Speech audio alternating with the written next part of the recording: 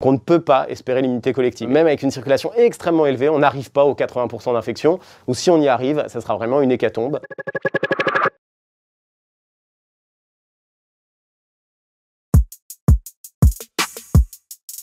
Sans masque, tout à fait, c'est suffisant pour contaminer. Après, ça ne veut pas dire que ça va arriver à chaque fois. Il y a des situations à risque de contamination qui ne se traduisent pas par des contaminations. Comme toutes ces valeurs seuil, on a décidé de mettre ça à partir du moment où on considère que le risque est très élevé. Cependant, cette limite de 15 minutes, elle est vraiment à prendre avec des pincettes, puisqu'à partir d'un contact potentiellement infectant, qui peut durer quelques secondes, il peut y avoir infection.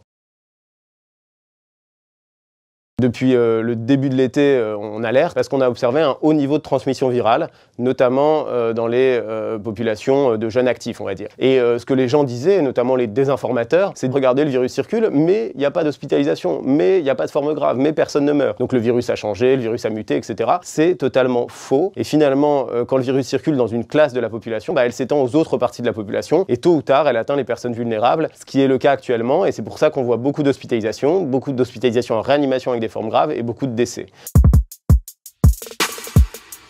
C'est un virus à ARN, ça fait partie de la famille des coronavirus, ça mute tout le temps. La vraie question, c'est est-ce que ces mutations ont un impact clinique ou un impact sur la transmission ou sur la gravité de la maladie? À ce jour, rien ne le laisse penser.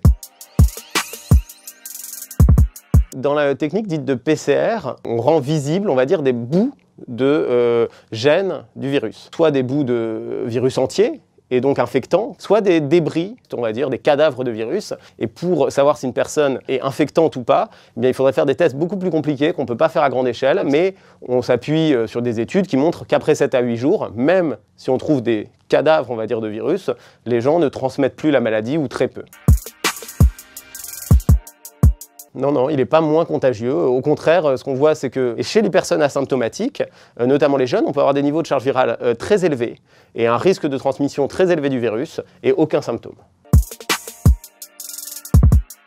Donc on est contagieux dans les 2 jours avant les symptômes et on est contagieux jusqu'à 7-8 jours après le début des symptômes. Et les symptômes peuvent persister, parfois plusieurs semaines, parfois plusieurs mois, et ces gens-là ne sont plus contagieux, effectivement. Il y a une certaine durée d'incubation qui varie, on va dire, entre 3 et 7 jours et il faut se faire tester 1 semaine après le dernier contact. Si on le fait trop tôt, par exemple au bout de 3-4 jours, ça peut être négatif et le lendemain se positiver et on peut devenir transmetteur et infectant. On est dans une rue seule, sans personne autour, non, il n'y a pas de risque ni de gouttelettes, ni d'aérosol.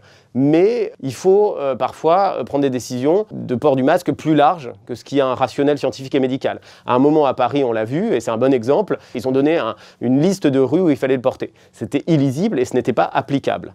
Et c'est pour ça que ce choix a été fait de dire on met le masque partout dans les métropoles. Les situations à risque de transmission ne se convertissent pas toujours en une infection. Et il y a, pour multiples raisons, et on ne sait pas toutes les expliquer, il y a plein de contacts qui ne se convertissent pas par une infection, et heureusement, sinon tout le monde serait infecté. On peut avoir de la chance, et puis avoir plusieurs contacts à risque et ne pas être positif. Pour l'instant, les descriptions de réinfection avec un autre virus, ça a été prouvé, ça a été montré, ça a été publié, pour un nombre relativement faible de cas, à ce jour entre 5 et 10 cas. Et ça existe, c'est sûr. Quelle proportion des cas ça représente ou quel risque, on ne sait pas. Il est clair que ce n'est pas parce qu'on l'a eu qu'on est immunisé durablement. Notamment, il y a une étude anglaise de très bonne qualité qui a montré que les anticorps qu'on développe contre le virus, eh bien, ils diminuent avec le temps. Et il se pourrait qu'au bout de 3 ou 6 mois, on soit moins protégé qu'on ne l'était juste après l'infection. Ça reste une petite partie des gens, mais ça arrive, et notamment les personnes qui développent des réponses immunitaires moins importantes et les personnes âgées. On sait que les personnes âgées, il y a un vieillissement de l'immunité, comme du reste des fonctions. Probablement pas.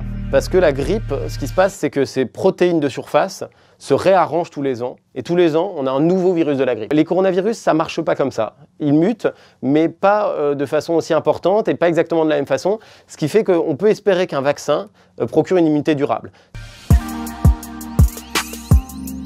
Malheureusement, non, pas du tout. Il y a par exemple là des villes en Italie où il y a plus de 50% des habitants de la ville qui ont été infectés. Et là, ils revoient le virus arriver, ils revoient un certain nombre d'hospitalisations, de réanimations et de décès, puisque même avec une circulation extrêmement élevée, on n'arrive pas aux 80% d'infection, ou si on y arrive, ça sera vraiment une hécatombe.